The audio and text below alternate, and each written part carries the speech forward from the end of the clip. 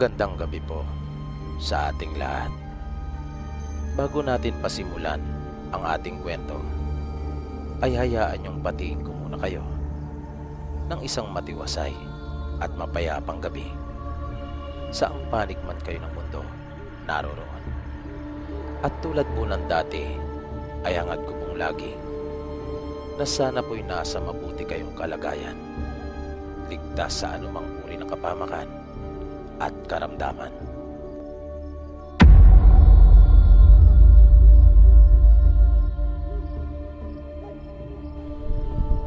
Narito na po ang ikalawang bahagi at pagpapatuloy ng ating kwento na pinamagatan po nating kasunduan. Kwentong ipinadala ng isa nating tagapakinig na nagpakilalang si Aljon. Halina at hati na pong sama-samang pakinggan. Hindi nga nang hinawa si Gabriel sa paghahanap sa matanda. Hindi siya tumigil kahit papagod na siya. Pinagpatuloy pa rin niya ang paghahanap doon sa matanda. Pero hindi rin niya maikakaila ang matinding takot na kanyang nararamdaman. Dahil sa nasabing matanda ay nalulukuban ng masamang espiritu at pinaniniwalaan ding isang aswang. Isang malupit na aswang na hayok sa sariwang karne at dugo ng tao. Pero kahit ganon ang kanyang nararamdaman, ay nangingibabaw pa rin kay Gabriel ang kagustuhan niyang makapagiganti. Pero sadyang may limitasyon ang kakayahan at kayang ibigay ng tao. Bagaman iba ang sinasabi ng kanyang isipan, ay hindi naman na makaya pa ng kanyang katawan. Kung kaya napilitan siyang tumigil sandali upang magpahinga. Naupo siya sa paanan ng isang malaking puno. Pawisan at umihingal si Gabriel. Pakiramdam niya ay parang nanuyo na rin ang kanyang lalamunan. Kaya nagpalingalinga siya hanggang makakita siya ng isang puno ng nyog na naroon. Nag-iisa lamang iyon na naroon sa lugar. At sa kabutihang palad, pagtingala niya, ay nakita niyang mayroon iyong bunga. Kaya wala nang sinayang panasandali si Gabriel at nagmamadali niyang inakyat ang puno. Pagdating niya sa itaas, ay sabik na sabik niyang pinilipit ang isang bunga noon. At nang bumagsak, ay nagmamadali na rin siyang bumaba. At kanya iyong iniampas sa puno upang mabiyak at ininom niya ang sabaw. Habol-habol niya ang kanyang hininga nang maubos niya ang laman. Sa wakas at napatid na rin ang kanyang pagkauaw. Pero hindi napawi ang puot na nararamdaman niya. Paulit-ulit kasing bumabalik sa isipan niya yung mga nangyari sa kanyang mag-anak.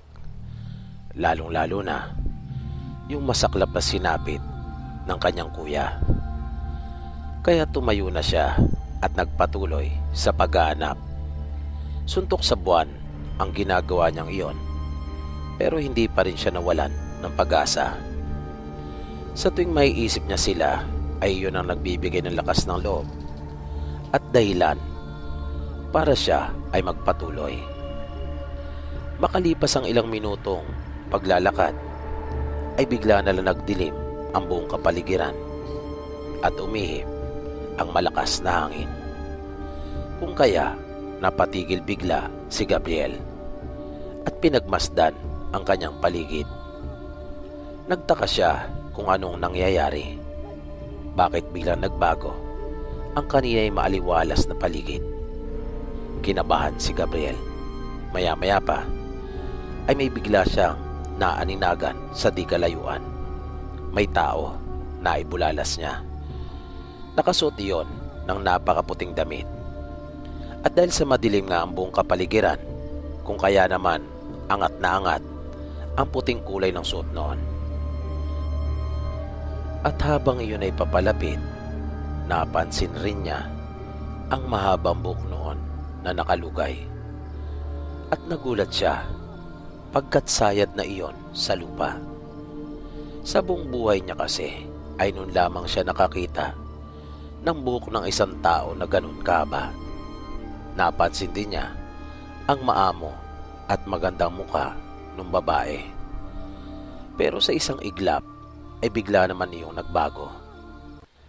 Mula sa bata nitong anyo ay naging isang matanda na kulubot na ang balat.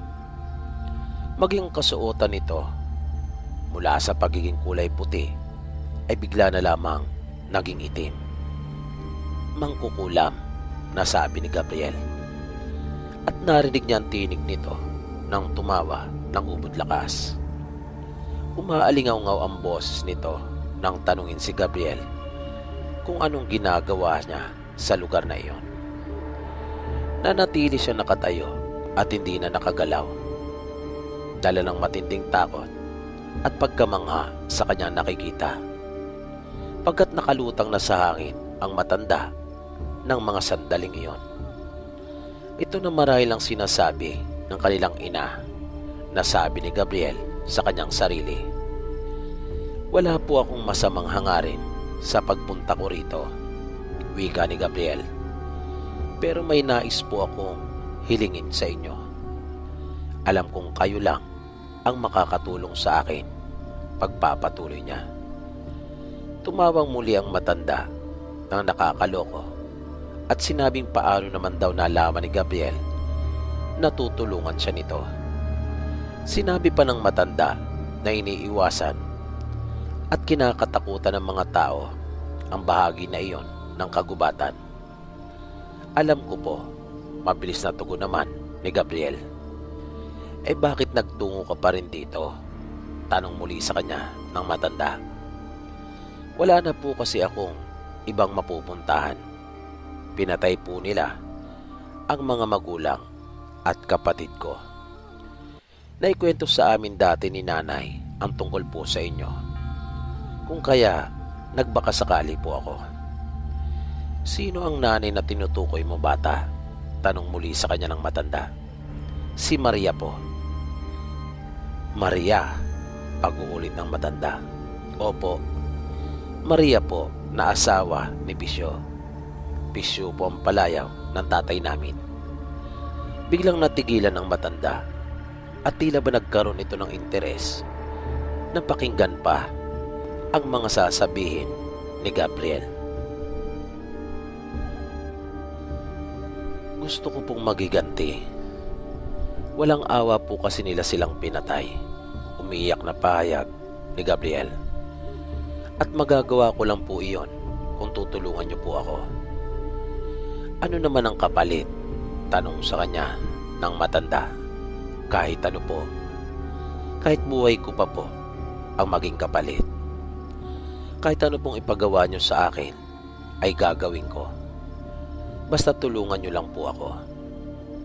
Kailangan ko pong lumakas at magkaroon ng mga pambihirang kakayahan, sabi niya sa matanda. Kulang, tugon sa kanya nito. Nakukulangan ako sa mga sinabi mo. Kailangan ko, pati ang iyong kaluluwa. Nanlilisik pa ang mga mata na pahayag ng matanda. Opo, kahit po kaluluwa ko, ay akin pong ibibigay. Tulungan niyo lang po ako. Mabilis na sagot ni Gabriel sa matanda. Eh kung kainin lang kaya kita, biglang sabi nito. Wag po ngayon, magap na tugon ni Gabriel. Hayaan niyo po muna akong makapagiganti at pagkatapos ay pwede niyo na pong gawin ang lahat sa akin. Panandaliang napaisip ang matanda. Maya-maya ay tinitigan nito si Gabriel na halos hindi makatingin sa di malamang dahilan kung natatakot ba ito o nahihiya. Sige, biglang sabi ng matanda. Pagbibigyan kita. Pagbibigyan ko ang hiling mo. Pero sa oras na maisagawa mo na ang iyong paghiganti, ay akin ka na. Gagawin ko ng lahat ng maibigan ko sa iyo. Malinaw, pagkukumpirma pa ng matanda. Opo, sagot ni Gabriel. Pero bigla na lang siyang nakaramdam ng panghihina at pagkahilo. Umikot bigla ang kanyang paligid at bumagsak si Gabriel sa lupa. At iyon ang uli niyang natandaan. Nang magising siya, ay naroon na siya sa loob ng isang yungib. May kadiliman ang paligid, pagkat nag-iisa lamang sulo na nakasindi. Nang gumalaw siya, ay biglang napahawak si Gabriel sa kanyang ulo, pagkat mabigat ang kanyang pakiramdam. "Nagising ka na pala," sabi ng matanda, at nakita niyang papalapit na ito sa kanya. "Huwag kang mag-alala. Kahit ganito ako, ay mayroon akong isang salita. Marunong akong tumupad sa aking pangako. Anumang salita na binibitiwan ko, ay sinisiguro kong aking tutuparin. At hindi lahat ng mga narinig mo tungkol sa akin ay totoo. Maaaring may dagdag, at pagkaminsan naman ay may bawas. Ito, kumain ka muna." At iniabot ng matanda ang isang plato na yari sa lata na may lamang pagkain. "Ubusin mo yan. Kailangan mong kainin lahat ng yan para mabilis na manumbalik ang iyong sigla at lakas. At bukas na bukas rin ay magsisimula na tayo." Pero nang sumubo si Gabriel, ay napangiwi siya at nais niya iyong iluwa. Biglang napatingin naman ang matanda sa kanya at sinabing, "Huwag mong sabihin na hindi ako masarap magluto." Sa nauutal na tinig ay sinabi ni Gabriel na masarap iyon at pinilit na lamang niyang lunukin. "Sige, subo pa. Tuloy-tuloy para mabilis ang iyong paggaling." At tumalikod na ang matanda. Habang kumakain ay hindi mapigilan ni Gabriel ang mapaisip. Maya-maya pa ay umahalo ng kanyang luha sa kinakain. Naalala niyang muli ang kanyang mga magulang at kapatid. Pero kasabay noon ay naisip din niya ang gagawing paghihiganti. Punong-puno si Gabriel ng pag-asa na may sasagawa na niya ang kanyang binabalak. Lalo na at natagpuan na niyang matanda at napapayag sa gusto niyang mangyari. Kaya binilisan niya ang pagkain. Binaliwala niya ang di kaaya-ayang lasa noon. Nasabi pa niya na mas mapait pa sa kanyang kinakain ang sasapitin ni Don Rafael at ng mga tauhan nito sa kanyang gagawin. Inilapag ni Gabriel ang plato sa lamisetang katabi ng kanyang hinihigaan. Pinahid niya ang kanyang luha at muli siyang nahiga. Kailangan pa niyang magpahinga, naisip niya, dahil bukas ay magsisimula na sila. Kung kaya kailangan niyang ihanda ang kanyang sarili. Madaling nakatulog si Gabriel. Mabilis na lumipas ang oras. Paggabi na, nang muli siyang magising. At nagulat pa siya nang makita niyang matanda na nakatayo sa tabi ng kanyang higaan. "Buti naman at gising ka na. Nais kong bantayan mo ang lugar na ito at huwag kang matutulog pagkat aalis ako," sabi ng matanda kay Gabriel. "Opo, magalang naman yung tugon dito." "Sige, kumain ka na," sabi ng matanda sa kanya. Kaya bumangon na si Gabriel at naupo. Kinuha niya yung pinggan na naglalaman ng kanyang pagkain at nagsimula ng sumubo. Bigla siyang nanibago sa lasa noon. Di hamak kasi na mas masarap yon kaysa sa naunang ipinakain sa kanya ng matanda. At mabilis niya iyong naubos. Pagkalapag niya sa pinggan ay tumayo si Gabriel at nagtungo doon sa pinakabukanan ng yungib. Madilim na ang paligid. Napaisip siya sa kung saan kaya nagtungo ang matanda. Pero naalala niya ang binili nito, kung kaya naupo siya at nagbantay doon sa pinakabibig ng yungib na iyon. Ilang sandali pang lumipas at napakadilim na ng buong paligid. Halos wala na siyang makita. Maya-maya ay nakarinig siya ng mga pagkaluskos, kung kaya nadako doon ang kanyang atensyon. Pero dahil nga sa sobrang dilim, kung kaya wala siyang makita. Hanggang sa may lumitaw na dalawang mga matang nagbabaga sa pagkapula mula sa kadiliman. Kung kaya napaatras si Gabriel, biglang nabalot ng matinding takot ang buo niyang katawan. Sa tansya ni Gabriel ay napakalaki nung nilalang na iyon, na dahan-dahang lumalapit sa kanya. Pero hindi yun lumilika ng anumang ingay maliban sa mga yabag. Nang bigla na lang may mabilis na dumaan sa kanyang harapan at kasabay ng malakas na hangin ang isang kamay na may mahaba at matutulis na kuko na muntik nang mahagip ang kanyang mukha. Buti na nga lamang at mabilis siyang nakaiwas. Ngunit nawala si Gabriel sa balanse, kung kaya siya ay natumba. Pero kaagad din siyang tumayo at mabilis na tumakbo papasok sa loob. Nagmamadali niyang tinungo ang kinalalagyan ng ilawan at kaagad yun dinampot.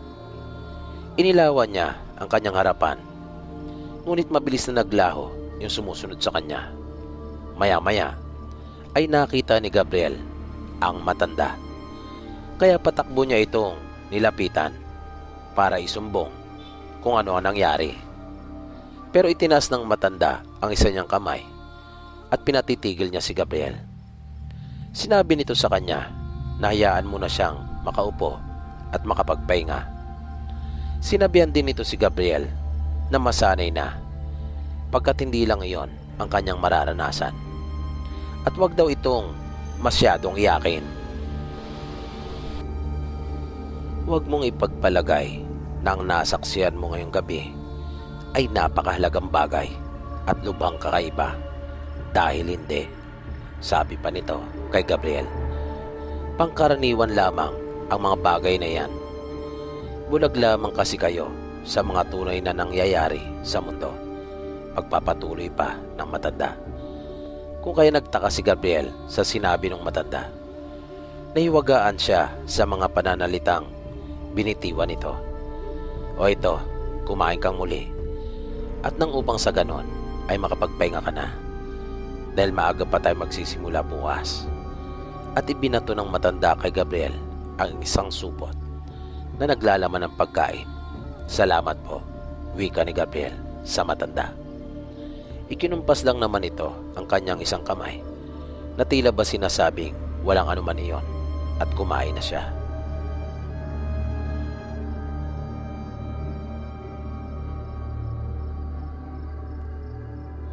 Nangyari ang lahat ng ito sa probinsya ng kanyang nobya. Kalagitnaan noon ng dekada 90 nang ito'y maganap. Nang magkaroon kasi sila ng kanyang kasintahan ng pagkakataon upang makapagpakasyon, ay nagpasya silang magpunta upang maipakilala na rin siya ni Grace sa mga magulang at kaanak nito. Ayon pa kay Jay, naging maayos naman ang kanilang naging pagbiyahe. Labis nga raw niyang ikinatuwa ang kanyang mga naging karanasan sa napakatagal at malayong biyahe nilang iyon. Pero hindi siya nainip, at kahit pagod ay masaya siya. Dahil yun ang unang pagkakataon na nakarating siya sa isang malayong lugar.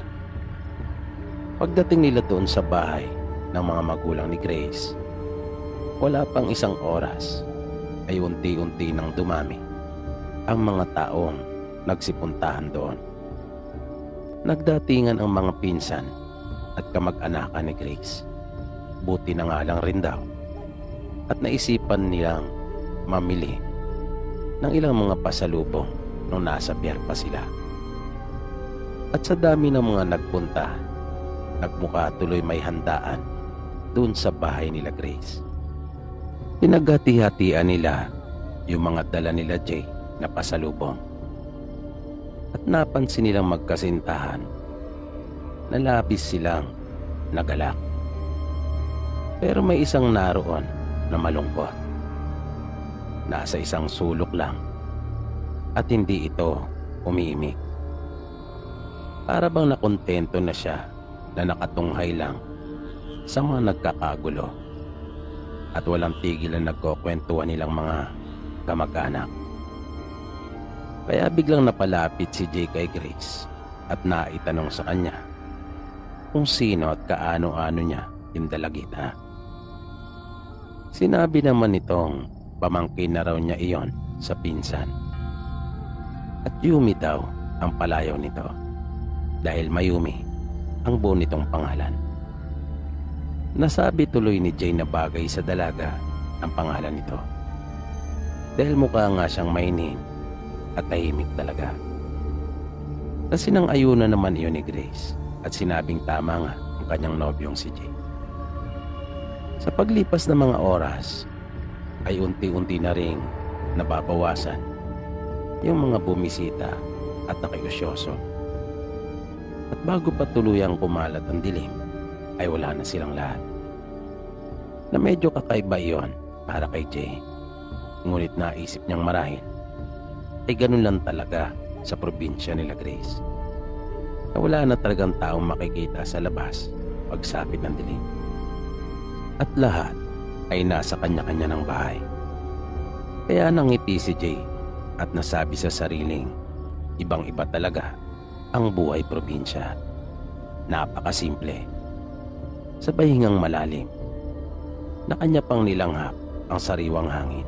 Maya-maya ay narinig na niya si Grace na tinatawag siya at niyayaya ng kumain. Kung kaya naman itinapon na niya ang hawak na sigarilyo at pumasok na sa loob ng bahay. Nang makapaghapunan na sila at nakaupo magkatabi sa may sala, ay biglang napaisip si Jay at itinanong sa kanyang nobya kung anong uri ng pamumuhay ang gusto nito. At dahil doon ay panandaliang napatingala si Grace at nag-isip ng isasagot sa kanyang nobyo. Sinabi niya dito na simple lang. Kaya bigla namang napapulala si Jay at sinabing yun din ang kanyang gusto. Sabay dagdag na tulad ng buhay sa probinsya.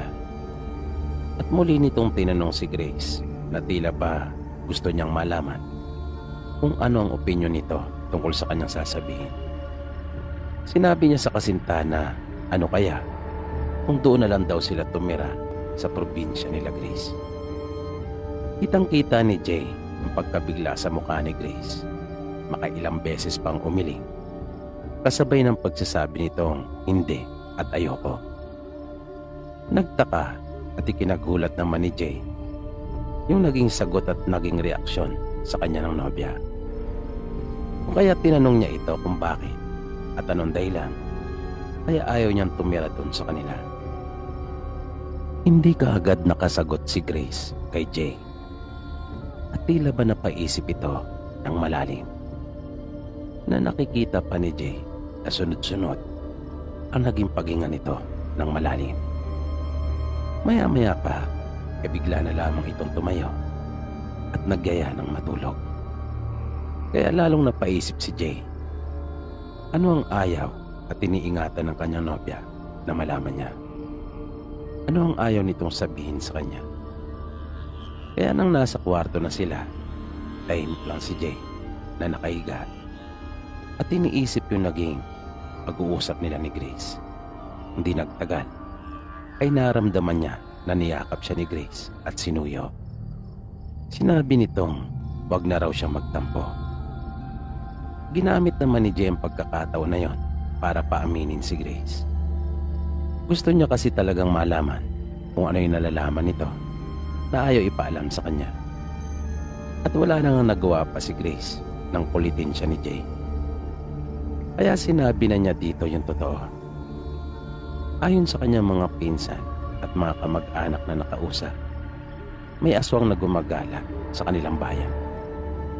At nagsimula lang daw ang lahat nang dumating sa lugar nila ang isang pamilya.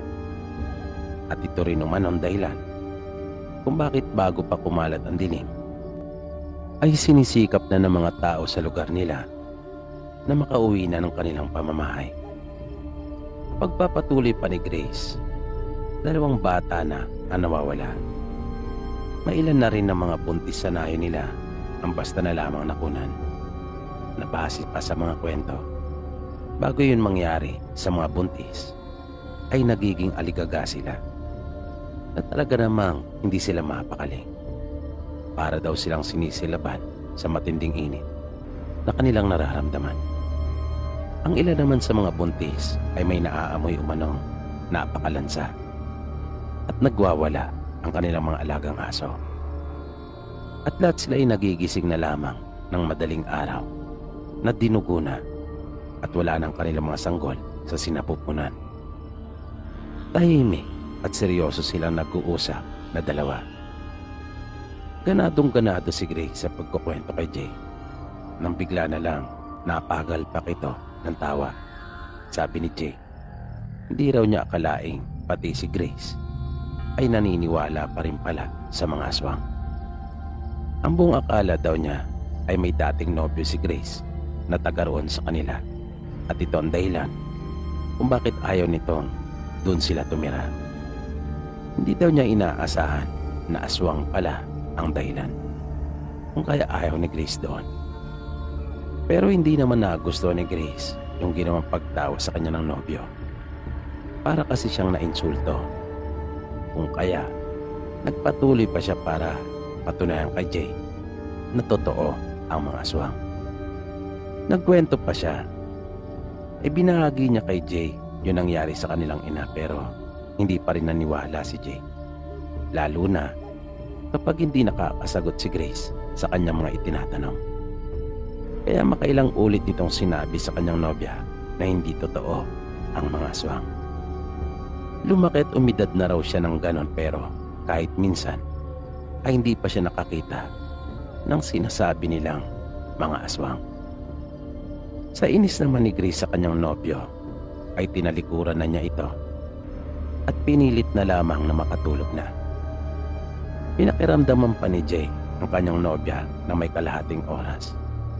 At nang malaman niya at masiguro na galit nga ito, ay kanya na lang itong hinayaan. Naisip niyang hihingi na lang siya ng tawad sa kinabukasan. Bumangon na lang siya para magtungo sa kusina pagkat nakalimutan niya magsipilyo. At ngingiti-ngiti pa ito na para bang hindi pa rin niya makalimutan yung kanilang mga napag-usapan ni Grace.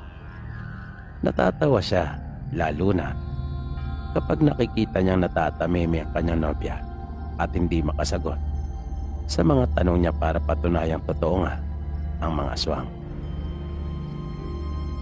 Dala ang kanyang sipilyo at baong toothpaste ay lumabas na ng kanilang silid si Jay at mag-isang tinungo ang kusina. Nang nasa harapan na siya ng lababo ay kaagad na siya nagsali ng tubig sa baso at kanya nang sinimulang mag-toothbrush. Pero laking gulat niya nang bigla na lang gumalaw yung dalawang bilugang hugis na maliwanag na nakikita niya sa kanyang harapan. Ang buong akala niya kasi ay ilaw lang iyon na mula sa malayo. At kasabay ng paggalaw noon ay doon pa lang rin niya napansin yung mga mahabang kuko na nakapasok na sa siwang na pagitan ng mga kawayang nagsisilbing pinakadingding ng harapan ng lababo. Na tila ba bumitaw na iyon sa pagkakahawak doon. Kaya napahintong bigla si Jay at hindi nakagalaw. Habang hawak-hawak pang sipilyong nakapasak sa kanyang bibig.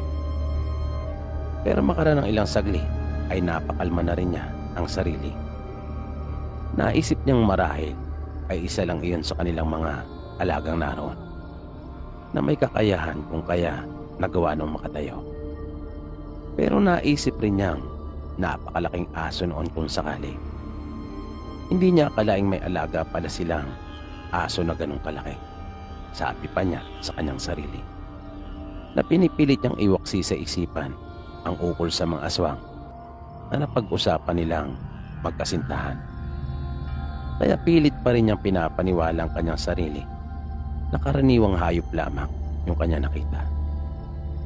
Ngunit napalingon siyang bigla nang marinig ang pagbukas ng pinto at laking gulat niya nang makita ang isang malaking baboy na nasa loob na at ilang di pa na lamang ang layo mula sa kanya. At noon lang siya nakakita ng ganong kalaking baboy sa tanang buhay niya.